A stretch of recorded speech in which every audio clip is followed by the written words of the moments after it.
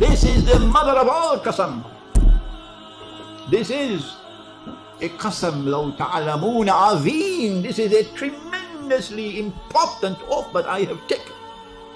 When I say I swear by the positions in which the stars are located.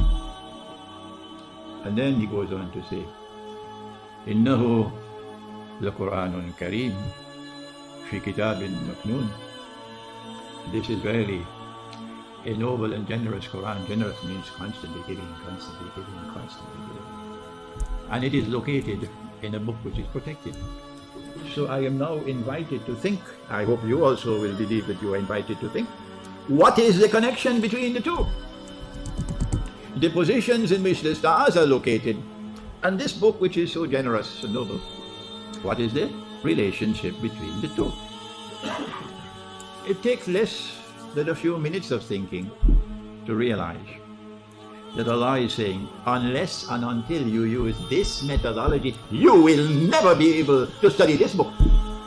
That in the same way that you have to study the positions in which the stars are located to be able to read the stars, to know direction, for بِالنَّجْمِ هُمْ يَهْتَدُونَ, to be able to know in which direction the ship must travel. In the same way you have to study this Quran.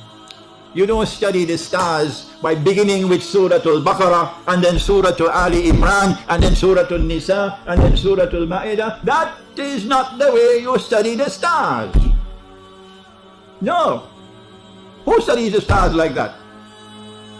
You have to take one star and see how it's connected to that star and how it's connected to this star. And that requires insight. And insight is not sold in the supermarket. وَلَيْسَ لِلْإِنسَانِ إِلَّا مَا سَعَى. You got to work before Allah will bless you with insight. And He knows those who are faithful to His book. And He knows those who are negligent to His book.